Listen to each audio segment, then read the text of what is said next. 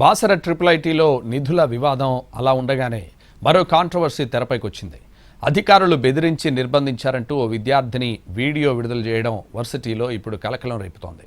చెప్పినట్టే వింటే సరే, లేదంటే బెదిరిస్తామనే ధోరణిలో అధికారులు హుకుం జారీ చేయడం ఏంటని విద్యార్థులు మండిపడుతున్నారు. బాసర ట్రిపుల్ ఐటీలో వివాదం చర్చనీయాంశంగా మారింది. నిధుల విడుదల, ఖర్చుల్లో తేడాలు బయటపడ్డాయి.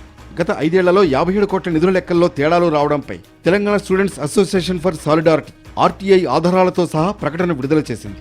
ఆ ప్రకటనను ఖండిస్తూ ట్రిపుల్ ఐటీ అధికారులు మరో స్టేట్మెంట్ రిలీజ్ చేశారు. దాన్ని సైతం ఖండిస్తూ విద్యార్థి సంఘం మరో ప్రకటన విడుదల చేయడంతో వివాదం మరింత పెరిగింది. వరుస ప్రకటనల మంటలు ఇలా ఉంటే, తాజాగా ఓ విద్యార్థి తనను అధికారులు వేధించారని, రూమ్ లో బంధించి చిత్రహింసలు పెట్టారంటూ వీడియో రిలీజ్ చేయడంతో అధికారుల్లో అయోమయం నెలకొంది. వారు గురి చేసిన అవమానం గాని, వారు గురి చేసిన ఈ హరాస్మెంట్ గాని, ఈ థ్రెట్స్ గాని ఏదో ఒక రోజు వాళ్ళు కూడా ఫేస్ చేయాల్సి వస్తుంది. అండ్ ఆ ఒక్క రోజు దాకా వాళ్ళ నిద్రపోనీయం, తర్వాతకేంచి వాళ్ళు నిద్రపోవాల్సిన అవసరం కూడా లేదు. అండ్ టీఎస్ఏఎస్ లాంటి ఆర్గనైజేషన్ ఎందుకు ఉండాలి? నీ భుజం పైన గన్ను పెట్టి కాలుస్తున్నారు మమ్మల్ని, నీకు తెలుస్తలేదు, ఎంతో మంది స్టూడెంట్స్ ని వాడుకుంటున్నారు అనుకుంటా వాళ్ళు ఏవేవో నాకు ఆ రోజు బ్రెయిన్ ఫీడ్ చేయడం జరిగింది, బ్రెయిన్ వాష్ చేయడానికి ట్రై చేయడం జరిగింది. This is the best example why TSI should be. And కొన్ని రోజులలో మీరు కూడా చూస్తారు what is that best example. Manish Reddy B23 student.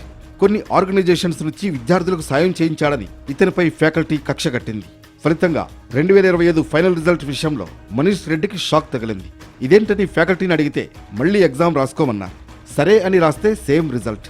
ఈ క్రమంలోనే వ్యూహాత్మకంగా డిలే చేశారు. ఇది స్టూడెంట్ వర్షన్. అప్పటి నుంచి ఇప్పటి వరకు ఏం జరిగిందో, తనను ఎలా వేధించారో మనీష్ రెడ్డి వీడియో రూపంలో రిలీజ్ చేయడంతో మరో వివాదం తెరపైకొచ్చింది. క్యాంపస్లో జరుగుతున్న పరిణామాలపై చర్చించేందుకు BH1 విద్యార్థులు ఒక్కటయ్యారు.